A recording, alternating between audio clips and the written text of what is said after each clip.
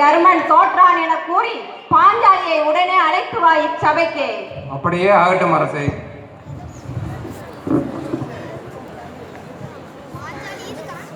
அம்மையே போற்றி, அறச்செல்லையே போற்றி. தங்களை சூதிலே வைத்தாடி பாண்டவர்கள் தோற்றுவிட்டனர். எனவே தங்களை அரசவைக்கு அழைத்து வரும்படி மன்னர் ஆணையிட்டுள்ளார்.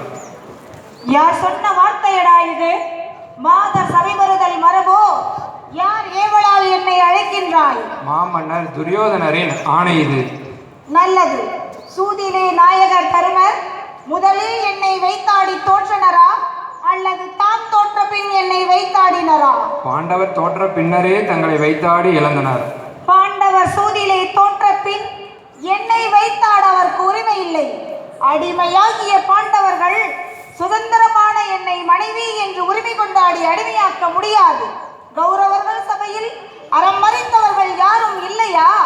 குருக்களும் மன்னர்களும் நிறைந்த சபையில் பாண்டவர் தோற்றதை பார்த்தவர்கள் என் மானம் அழிவதையும் பார்க்க போகிறார்களா? யான் வினவிய வினாவிற்கு விடை கேட்டுவா. செல் தேர்ப்பாக. உத்தரவு. அரசே, பாண்டவர் தோற்ற பின்னர் தன்னை வைத்தாட உரிமை இல்லை என்கிறார். தம்பி துச்சாதனா, நீ போய் பாஞ்சாலியை அழைத்து வா. நல்லது மன்னவா, கொண்டு வருகிறேன். எங்கே செல்கிறாய்?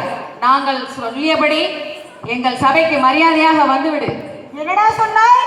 அறிவற்றவனே, வரம்பு மீறி பேசுகிறாய். நான் தேவர் புய்மிசை பாண்டவ தேவி, துருபதன் கண்ணி, புகழ் பாஞ்சாலத்தான் மகள் என்பதை நினைவில் வைத்து பேசு. நீ வந்த செய்தி விரைவில் சொல்லிப்போ. நீ பாண்டவர் தேவியும் இல்லை, பாஞ்சாலத்தான் மகனும் இல்லை. இப்பொழுது புவியானும் என் அண்ணனுக்கு நீ அடிமை. தம்பி துச்சாதனா, நான் சபைக்கு வர இயலாத நிலையில் உள்ளேன் என்பதை உன் அண்ணனிடம் போய் சொல். மேலும் சகோதர தேவியை சூதிலே வசமாக்குவது என்ன மரபை சாரும் என்று கூறி என் நிலையை கூறு. என்ன பிதற்றுகிறாய்? அண்ணன் சபைக்கு உடனே வந்துவிடு. ஐயகோ, கேட்பார் இல்லையா?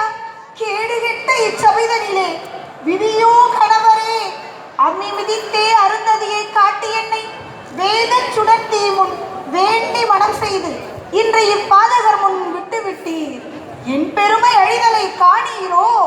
இப்பெரும் சபைதனிலே உள்ள கேள்விப்பட உடையோரே, வேத சாஸ்திரங்களில் வல்லோரே, பெரும்புகழ் பெற்ற சான்றோரே, உங்கள் முன்னா எனக்கு இச்சிறுமை. இந்நிலையை பார்த்தும் உங்களுக்கு கோபம் வராதது ஏன்? அட துச்சாதனா, உண்மதியுடைய புள்ளனே, மன்னர் நிறைந்த சபைதனிலே என்னை பிடித்தெழுத்து ஏச்சுக்கள் பேசுகின்றாய். இன்னையவரும் நிறுத்தடா என்பார் இல்லை. என் செய்கேன்?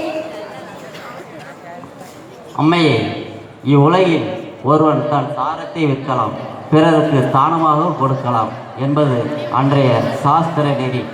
இருந்தாலும் இவர்கள் இன்று செய்கின்ற செய்யை கண்டால் கல்லும் நடுங்கும். தீச்செயலை கண்டு நான் தடுக்க இயலாதவனாய் உள்ளேன் அம்மா. சால நன்கு கூறினீர் ஐயா தர்ம நெறியை. கண்டு ராவணன் சீதையை சிறைபிடித்தே வஞ்சகத்தால் கவர்ந்து மந்திரிமார் சாத்திரிமார் தம்மை வரவழைத்து செந்திருவை பற்றி வந்த செய்தியை உரைத்த போது தக்கது செய்தி தர்மத்துக்கு இச்செய்கை ஒக்கும் என கூறி மகிழ்ந்தனராம். பேயரசு செய்தால் பிணம் தின்னும் சாத்திரங்கள்.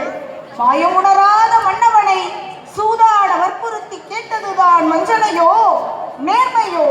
மண்டபம் நீர் கட்டினது எங்கள் நாட்டை கவரத்தானே. பெண் பாவமன்றோ? பெரிய பழியை ஏற்பீர். வேண்டாம் ஐயா. ஓம் தேவி பராசக்தி ஆணை உரைத்தே. பாவி துச்சாதனன் சென்னீர் அந்த பாழாய் போன துரியோதன் நாக்கை ரத்தம் இரண்டும் பொருந்த கலந்து என் குழலில் பூசி நறுனை குளித்தே சீவி குழல் முடிப்பேன். யார் இது சத்தியம்? இது செய்யும் முன் யான் குழல் முடியே.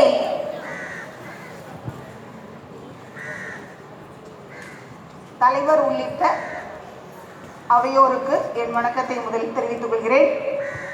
இப்பள்ளியின் முன்னாள் மாணவியான நான் சரியாக 36 ஆண்டுகளுக்கு முன்பு 7ஆம் வகுப்பு படிக்கும்போது என்னுடைய ஆசிரியர்கள் எனக்கு இந்த வசனத்தை எழுதி கொடுத்து நன்கு பயிற்சி கொடுத்து நிறைய பரிசுகளும் வேறு வேறு இடங்களில் நிறைய பாராட்டுகளும் குவிக்க உதவிய எனது ஆசிரியர்கள் திரு மணி ஐயா அவர்களுக்கும் நினைவில் வாழும் திரு செங்கோடன் ஐயா அவர்களுக்கும் இந்த நாடகத்தை இந்த நிகழ்வை அர்ப்பணம் செய்கிறேன்.